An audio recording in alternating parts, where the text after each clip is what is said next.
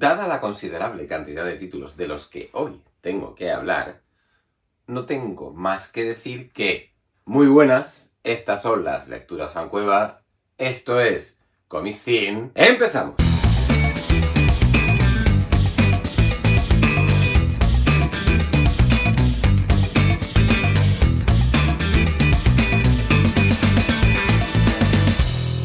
Y voy a empezar por el título atípico de lo que os traigo hoy.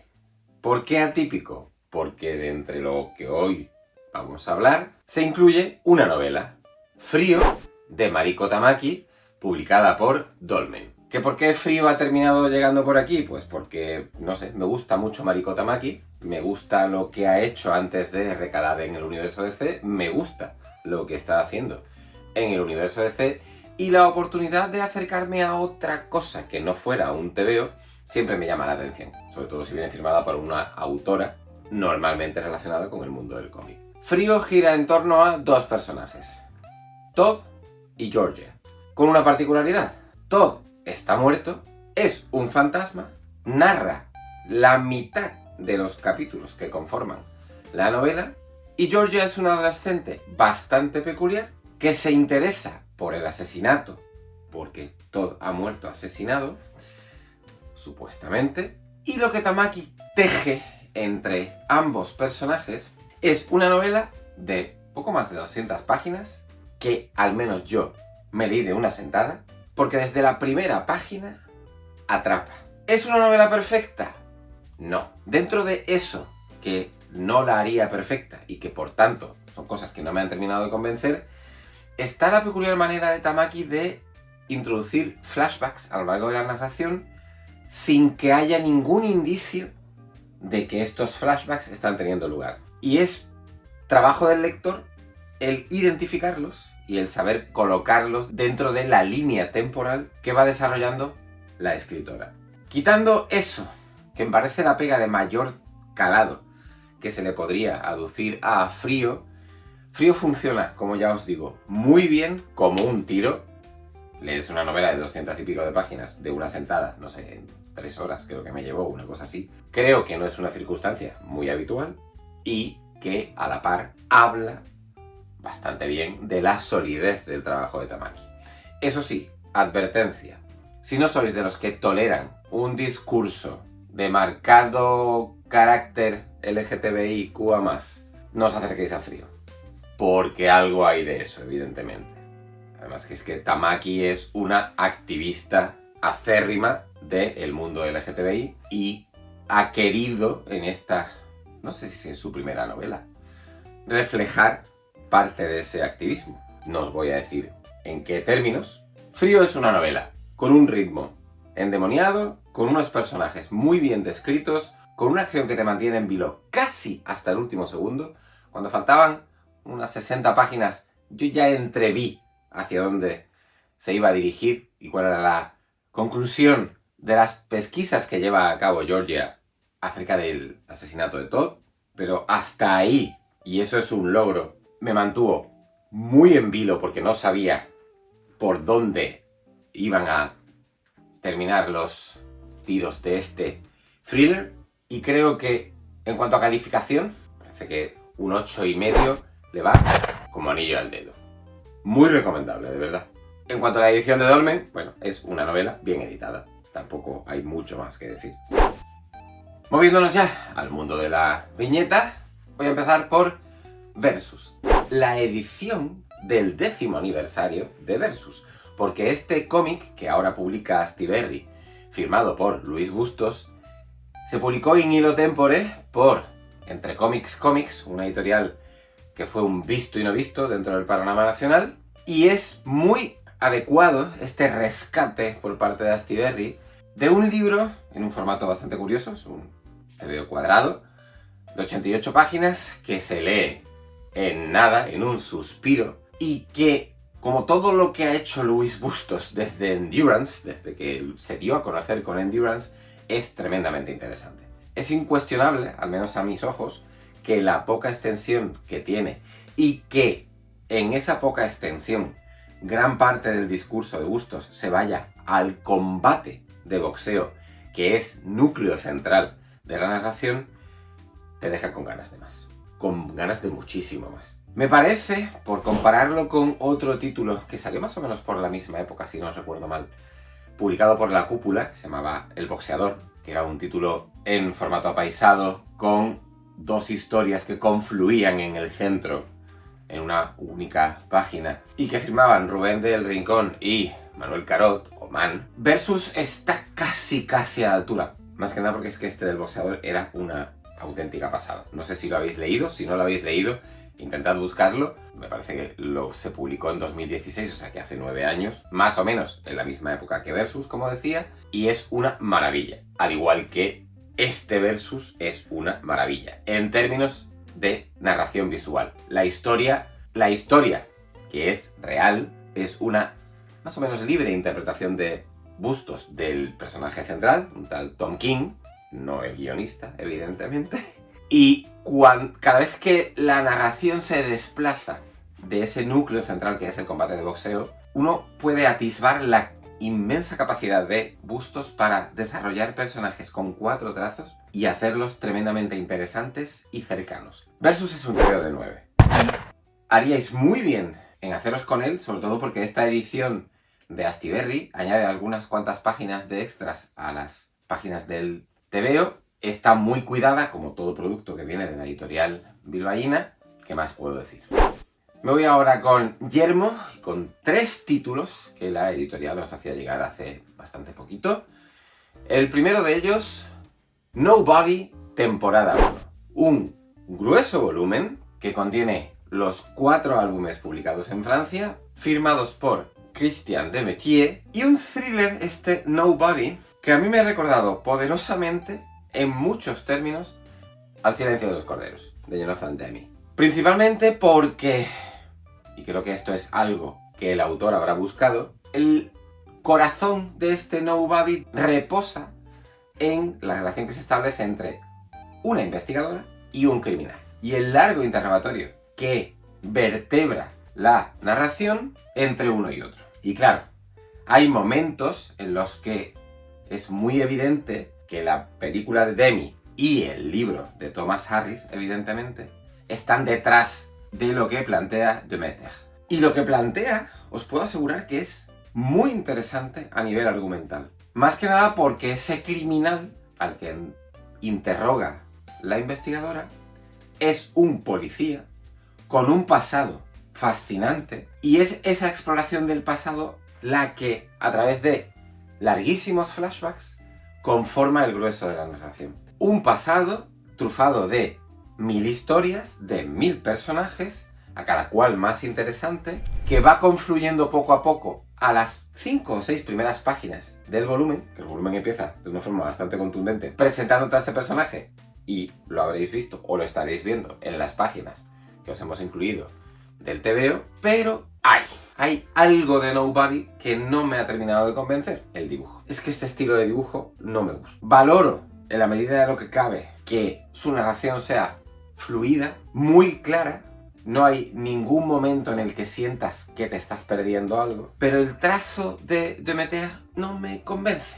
Esa poca pulcritud con la que trabaja la página, que se pueden encontrar en otros muchísimos trabajos que sí me convencen, pues en este no. ¿Es eso motivo suficiente o justificación para que este Nobody me haya parecido una lectura que no recomendaría? No, de hecho os la recomendaría. Creo que es una lectura de 8, muy potente, como ya os digo, en términos de guión, que, no obstante, de la hornada de la que forma parte en la oferta de Yermo Editorial, se queda bastante por detrás de, primero, el primer volumen de West Fantasy de Jean-Luc Istin, Bertrand Benoit y Marco Itri. Este West Fantasy es una nueva apuesta de Jean-Luc Istin por abrir más vías a este macro universo que el guionista lleva ya más de una década construyendo, quizás, formada por enanos, elfos, las tierras de Ogón. West Fantasy no forma parte de las tierras de Ogón, no se desarrolla en Ogón, se desarrolla en otro mundo. Vamos, de hecho, se desarrolla en una Estados Unidos diferente, pero es el mismo rollo. Mundo de fantasía, poblado por criaturas de las comunes que cabría encontrar en un mundo de fantasía derivado de la idiosincrasia Tolkien, esto es, enanos, elfos, orcos, humanos, pero la mezcla entre fantasía, o ese tipo de fantasía, y western me ha parecido una pasada. Una pasada a la que además se añade el que la dupla de álbumes que aquí tenemos, que son los dos primeros de una serie de la que ya hay publicados en Francia, no sé si 4 o... creo que 4. Sea muy curioso porque cada álbum presenta a 3 personajes y de esos 3 uno pasa al siguiente. Y es medio protagonista de la acción de ese siguiente y de ahí uno es el que pasa al siguiente. ¿Significa eso que los otros dos mueran? No, simplemente Sting coge a uno de ellos, no sé si es al que le parece más interesante o simplemente al que necesita para la trama del siguiente álbum, y los dos álbumes franceses que vienen contenidos en este primer West Fantasy giran primero en torno a un enano y cosas que pasan con magia de por medio, y el segundo con respecto a una elfa que pierde a su familia asesinada de manera brutal y busca venganza. Las tramas cogidas tal cual no son un alarde de originalidad, pero entroncan muy bien en ambas vertientes del West Fantasy. Entroncan muy bien en la línea de fantasía y entroncan mejor aún en la línea de western. Único pero que le pondría a lo mucho que me ha gustado West Fantasy, la enorme diferencia que creo que hay entre el dibujo de Bertrand Benoit, que es magnífico, y el de Marco Itri, que está un poco por debajo de lo del francés. Pero aún así, ambos entroncan muy bien en lo que hemos podido ir leyendo en elfos, en orcos, en enanos, en las tierras de Ogón. Un dibujo de una narrativa soberbia, con un colorido estupendo, que define muy bien a los personajes, que define aún mejor a los entornos en los que se desarrolla, que es capaz de plasmar cualquier idea fantástica que se le ocurra a Jean-Luc Steen. Un volumen de 8,5 que además provocaba ciertas ganas, lo que pasa es que me he parado y no lo voy a hacer, de coger y empezar a coleccionar elfos, enanos, orcos y todo lo que Steen ha ido produciendo a lo largo de la última, ya os digo, década y pico creo. Es tan vasto lo que ha producido que no me voy a gastar el dineral que eso supondría, habida cuenta de que no sé en qué nivel o a qué altura se mueven esos títulos que os acabo de decir. Si alguno lleva coleccionando alguna de esas series, por favor, decidme qué os parece, si creéis que es una de estas cosas que debería tener, y si es así, pues bueno, se hará a lo mejor el esfuerzo, iré pillándolos poco a poco. Pero es que la última vez que estuve en París, hace 3 años, en una de las tiendas que estuve de TVOs, y era alucinante. Es que había como una zona así de álbumes colocados en un cajón y todos eran de eso, elfos, orcos, enanos, todo este macrouniverso montado por el guionista francés. Y el tercer álbum en discordia que os traigo hoy de Yermo es La Casa Usher, en la adaptación del relato de Edgar Allan Poe que hacen Jean Dufault al guión y Jaime Calderón al dibujo. Un Jaime Calderón del que ya visteis la entrevista que le hicimos el otro día en el Festival del Cómic Europeo de Úbeda, y un álbum del que ya David os habló hace 2 o 3 semanas, diciendo que le había convencido regular en cuanto al guión. Y si visteis la entrevista que le hicimos a Jaime Calderón, y si no la visteis, aquí la tenéis, sabéis de mi opinión contraria a lo de mi compañero. A mí sí me convenció mucho el guión de Jean Dufault porque no es una traslación tal cual del relato de Poe. Para eso ya está el relato de Poe. De hecho, no tardaré mucho, espero, en hablaros de la nueva edición que ha hecho Ediciones Minotauro de ese relato y de Valdemar, ilustrada por un algecireño, como servidor, por Ismael Pinteño. Ya os hablaré de ella en breve, os digo. Como decía, esto no es una traslación tal cual, esto es una libre adaptación de la idiosincrasia del relato de Poe, hecho desde una óptica que versa en torno a la encarnizada lucha que un creador mantiene con su creación. El propio Poe es actor dentro de lo que Dufault plantea en la narración, y el talante metalingüístico que adquiere esta Casa Usher al incluir a Poe como personaje, a mí me parece una genialidad. Sobre todo porque la primera mitad de la narración no tiene nada que ver con lo que narraba Poe en su relato, Y la segunda sí, la segunda está muy pegada a lo que narraba Poe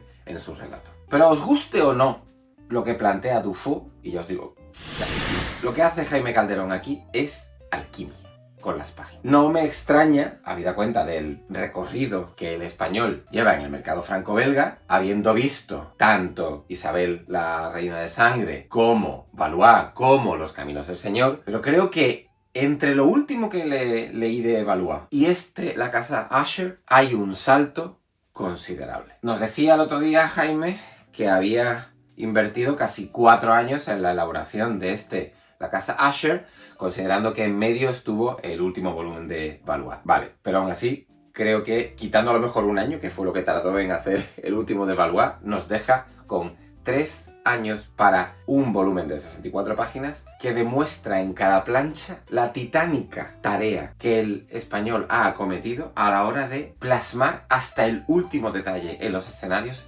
Los escenarios no pueden estar más cuidados que lo que hace Calderón aquí. Hasta el último pelo de los personajes en un dibujo que tiende hacia el hiperrealismo, pero nunca llega, porque de hacerlo hubiera empañado el resultado final, y creo que Calderón es muy consciente de ello y se queda en un realismo virtuoso como pocos, pero que sabe incluir muy bien instantes visuales que nada tienen que ver con lo que uno asociaría a hiperrealismo. Eso añadido a un color asombroso, espectacular, que carga las tintas en la creación de la atmósfera enrarecida que ya uno es capaz de detectar en el relato de Poe y que aquí se traslada tal cual, convierten a la casa Usher en una lectura sobresaliente.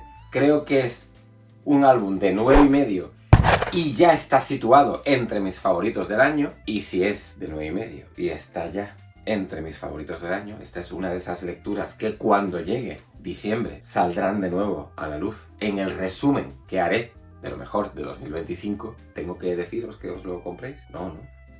Como sabéis que yo siempre voy tirando de acá para allá en lo que a lectura se refieren, de esta oferta europea que os acabo de hablar de Yermo, me voy al mercado estadounidense para traeros el trade paperback de Duck and Cover, un TVO publicado originalmente en Comixology, recopilado por Dark Horse en tapa blanda, con guión de Scott Snyder y dibujo de Rafael Alburquerque. Y solo esos dos motivos eran más que suficientes para que, cuando vi que esto estaba publicado, dije, vente para acá. Me equivoqué. De partida, lo que plantea Snyder es súper atractivo. El título de Duck and Cover hace referencia a una campaña educativa que se hizo en Estados Unidos durante los años 50 bajo el temor a la amenaza atómica, y que instaba a los chavales, porque el grueso de esa campaña, y el Duck and Cover viene de ahí, era un vídeo animado con una cancioncilla muy pegadiza, que instaba a los chavales en edad escolar a meterse debajo de las mesas de sus clases si sobrevenía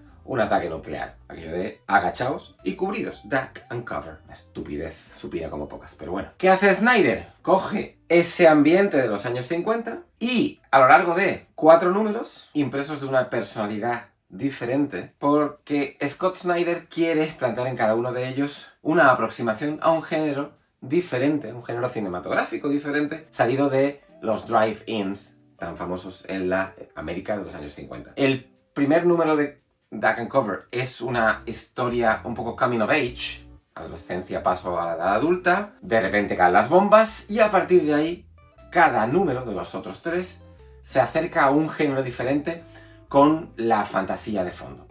Primero ciencia ficción, después terror y después western. Pero creo que la ambición de intentar aproximarse a tantas vertientes diferentes en lo que Snyder pretende plasmar en este Duck and Cover le termina pasando factura, y los 4 números no funcionan igual, pero ni de lejos.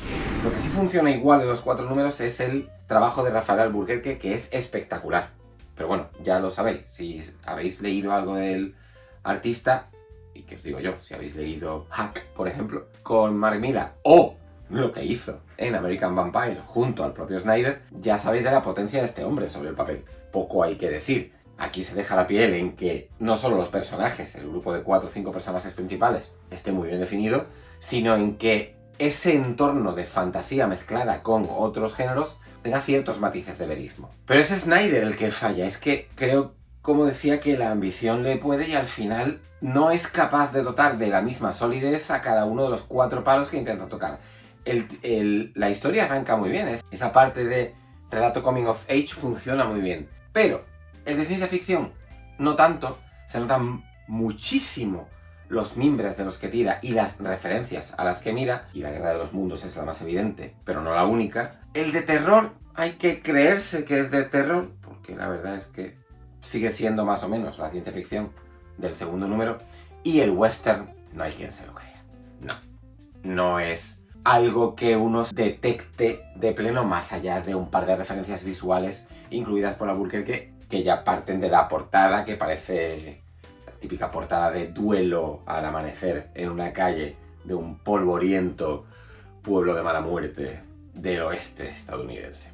Muy corto, se me ha quedado muy corto para lo que yo creía que iba a encontrar de la mano de los artífices de American Vampire. Un TVO de 7. Supongo que esto, como otras cosas de Comixology, como el We Have Demons de Scott Snyder y Greg Capullo, terminará siendo carne de edición de Norma. Ya decidís vosotros si es algo que queréis leer o no. Yo no lo haría. Me voy ahora a Norma para traeros 2 títulos.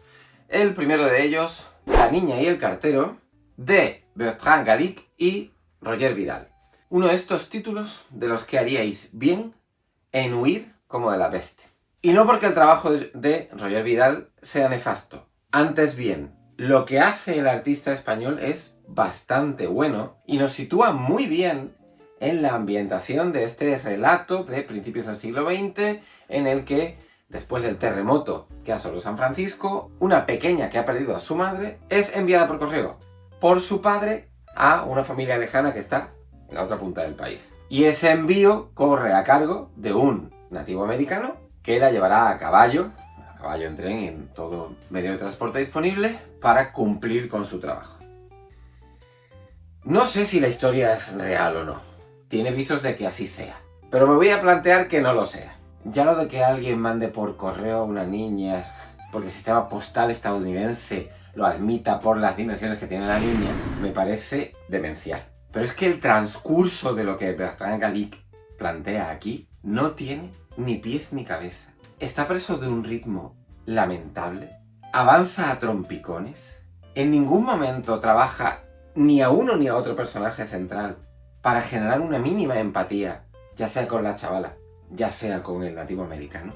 Son personajes monolíticos, arquetípicos, que no evolucionan prácticamente nada a lo largo de la narración, pero es que encima, cuando se va aproximando el final y uno va viendo cómo va a terminar la cosa, empieza a negar con la cabeza, no, esto no puede terminar así, no se le va a ocurrir, y termina. Se te queda una cara de idiota por haber invertido los 23 euros que cuesta este álbum, que no hay quien te la quite. Y entre esos no hay quien te la quite está el, como decía, dibujo de un Roger Vidal muy bien. La evolución que está llevando a cabo este artista. Lo último creo que le leí fue lo de que hizo de Fukushima, que publicó Planeta, que también estaba a muy buena altura. Va por muy buen camino, pero claro, necesita un guionista que esté a la par con su talento. Al final, cuando uno termina de leer La niña y el cartero, la percepción es tan negativa por lo que hace el guión que valorarlo por encima del 6 y tener en cuenta que ese 6 es resultado de hacer una media entre un dibujo que está muy alto y un guión que está muy bajo, haceos un favor y no os acerquéis a La niña y el cartero. Creo que no puedo ser más claro. Y en firme oposición a esto que os acabo de decir, haceos un favor y acercaros a Los Zazus, que es el otro álbum que os traigo de Norma, con guión de Salva Rubio, del que ya hablábamos hace pocas semanas a colación de La guerra de Audrey, del que hablaré después de Los Zazus otra vez más, y dibujo de Danide. El subtítulo de Los Zazus, Swing contra los nazis, era un reclamo imposible de resistir. Más que nada porque además me retrotraía inmediatamente a una peliculita de los años 90, a la que le tengo bastante cariño, que es Swing Kids, que versaba sobre este grupo de adolescentes que se oponía de frente a la idiosincrasia del régimen nazi, movidos por la libertad bajo la que vivían su vida con el swing como música de fondo. Lo que hace Salva Rubio es coger esa misma idea y trasladarla a Francia, porque en Francia hubo un grupo enorme de jóvenes movidos por ese mismo espíritu que se podía encontrar en ciertas zonas de Alemania. Un grupo de jóvenes que no concebían la vida de otra forma que no fuera con pantalones holgados, chaquetas enormes, peinados imposibles y swing de fondo, y que además, en ese espíritu de libertad, terminaron confluyendo con la resistencia francesa contra el país ocupado por los nazis. Como ya pasaba con la guerra de Audry, y como pasará con ese otro título que os traigo de Salva Rubio hoy, y como pasa con todos los títulos de Salva Rubio, cabría precisar, la capacidad de documentación del guionista español es asombrosa.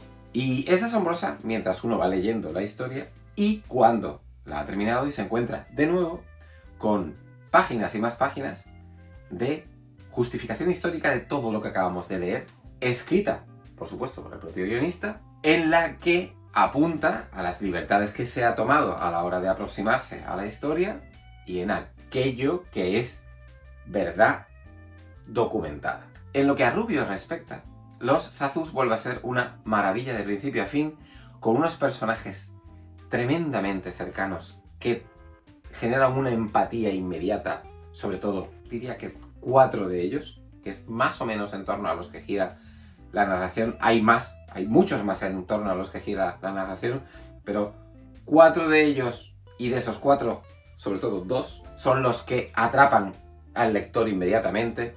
Si encima, como ya sabéis, es un relato situado en la Segunda Guerra Mundial, cuenta con mis simpatías inmediatas, pero eso no es óbice para que pudiera verle las costuras al guión, detenerlas, no las tiene, y para colmar aún más todo aquello que dimana del guión de Salva Rubio, encontramos a un Danide espectacular, que se deja la piel en que, con ese estilo tan propio del dibujante, tan suelto y a la par tan controlado, no es un dibujo suelto, no sé, viéndome hacia atrás en el vídeo, como el Nobody del que os hablaba antes.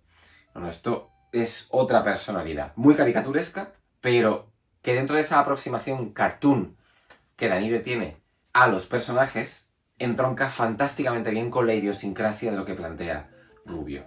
El color es magnífico y juega un papel fundamental a la hora de crear ambientación y de potenciar el mensaje que Los Zazus emite al lector, que es un mensaje de libertad, evidentemente por encima de todas las cosas. Es un TVO de 9,5 y me vais a preguntar, ¿y por qué no le das el 10? Bueno, pues lo típico de siempre, cosillas aquí y allá, no vale la pena comentarlas. Sobresaliente, que además tenía lugar más o menos en los mismos días en los que hice la lectura de la Guerra de Audry y en los mismos días en los que hice la lectura de La bibliotecaria de Auschwitz, el otro título de Salva Rubio que os traigo hoy, dibujado por Loreto Aroca, a la que entrevistábamos la semana pasada en el Festival del Cómic Europeo de Úbeda, que también firmaba el dibujo de la Guerra de Audry. Y en este caso, Salva Rubio y Loreto Aroca se aproximan a la novela de Antonio Uribe, una novela que también os recomiendo sin reservas, como os recomiendo sin reservas La bibliotecaria de Auschwitz, y un relato que nos acerca a la realidad de una niña llamada Dita Adlerova, que terminó dando con sus huesos en el campo de concentración más infame de cuantos construyó el Tercer Reich, y que consiguió sobrevivir al Holocausto judío por circunstancias que se nos explican en este volumen. Este volumen ha conocido un par de ediciones. La que os muestro en el vídeo es la edición que sacaría Austral después de que esto lo publicara Planeta Cómic. Al final son 2 sellos de Planeta. La de Planeta Cómic es en tapa dura, la de Austral es más pequeña y en tapa blanda. Yo me compré esta primero, pero después he terminado comprándome la edición en tapa dura. Soy así de friki. Me leí primero, en su momento, La bibliotecaria de Auschwitz. Me la he vuelto a leer movido por esto de Salva Rubio, está ahora muy presente en todas partes y he dicho, no, voy a rescatar la lectura de esto. Después me leí la novela de Antonio Uribe. El trabajo que hace Salva Rubio al adaptar la novela es espectacular. Casi os diría que si os leéis una de las dos primero, estaría justificado el no leeros la otra, que os voy a decir aquí, que empecéis por el cómic, evidentemente, que es nuestro terreno. Pero bueno, si queréis empezar por la novela, haríais muy bien, porque es muy buena.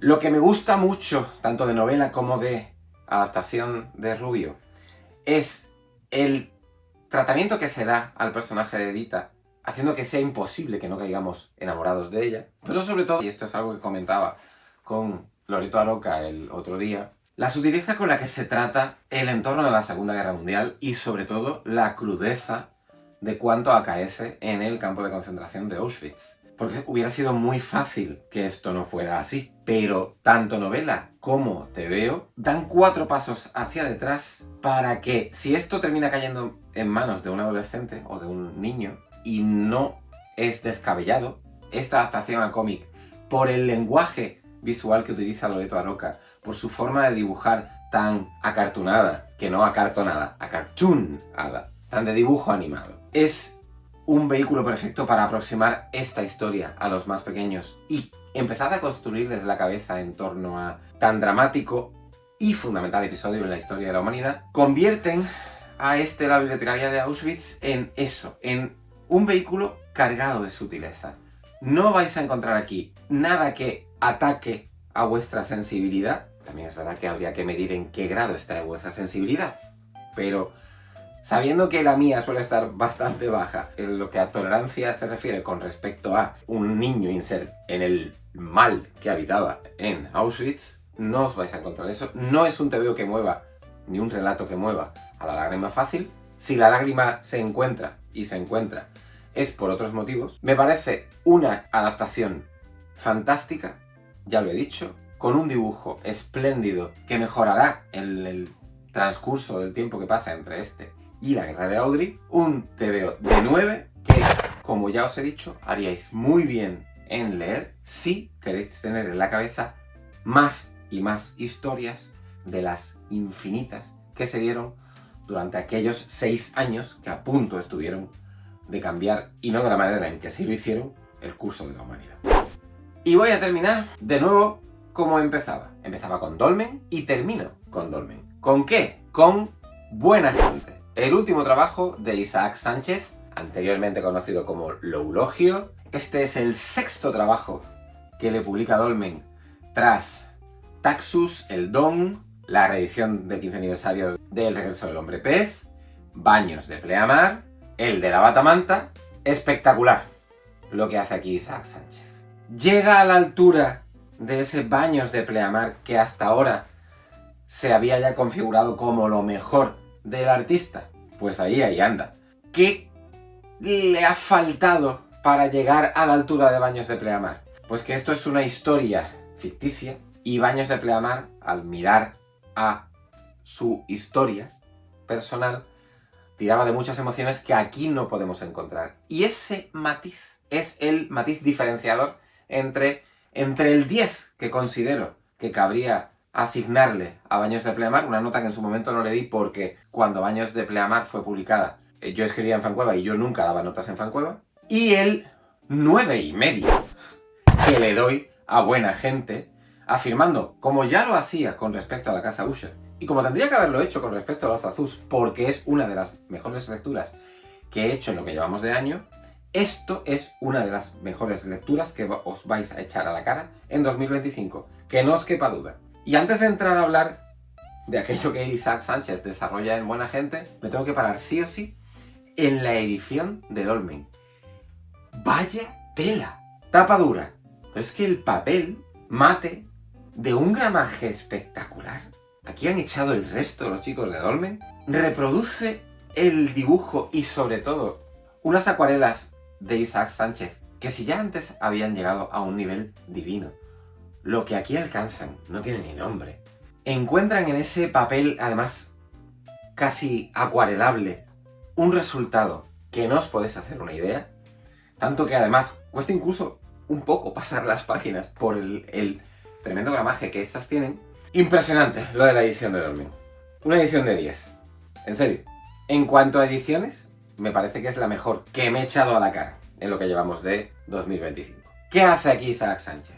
Mirar a la España de la posguerra de la misma manera que en su momento miraron a la España de la posguerra nombres tan poco conocidos como Buñuel o, sobre todo, yo lo que aquí tenía en la cabeza en todo momento era a Berlanga.